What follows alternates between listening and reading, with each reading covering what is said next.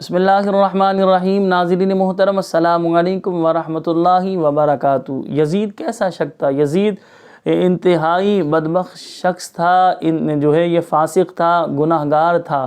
یہ صحابی رسول حضرت امیر معاویہ رضی اللہ تعالیٰ عنہ کا بیٹا تو ہے، لیکن یہ پلید تھا، اس کا ظاہر بھی ناپاک تھا، اس کا باطن بھی ناپاک تھا۔ اس نے ناپاکوں والے ہی کام کیے، نواسۂ رسول کو شہید کروایا۔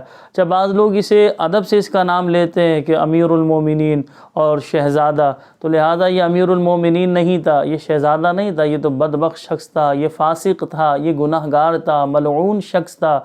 اس نے رسول پاک صلی اللہ علیہ وسلم کے شہزادے کو شہید کروایا، خاتون جنت کے نور نظر کو شہید کرایا، علی المرتضیٰ رضی اللہ تعالیٰ عنہ کی آنکھوں کے تارے کو شہید کروایا، حضرت علی اصغر، علی اکبر رضی اللہ تعالیٰ عنہ کو اور آپ کے بابا جان کو اس نے شہید کروایا۔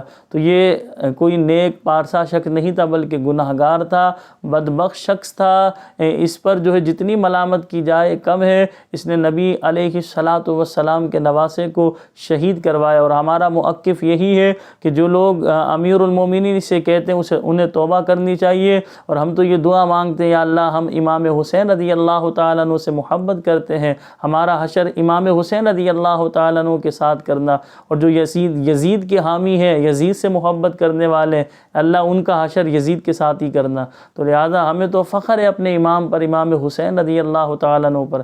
تو یزید کے حوالے سے ہم نے آپ کو موقف بیان کر دیا کہ یزید پلید تھا، فاسق تھا، گناہ گار تھا، یہ بدبخت شخص تھا۔ اس نے نبی علیہ السلام کے نواسے کو شہید کروایا۔ تو اسے شہزادہ کہنا، اسے امیر المومنین کہنا، اس کا نام ادب سے، احترام سے لینا، تو یہ شرعاً درست نہیں ہے۔ اس سے ہمیں گریز کرنا چاہیے، اور ہمیں امام حسین رضی اللہ تعالیٰ عنہ سے محبت کا ثبوت دینا چاہیے۔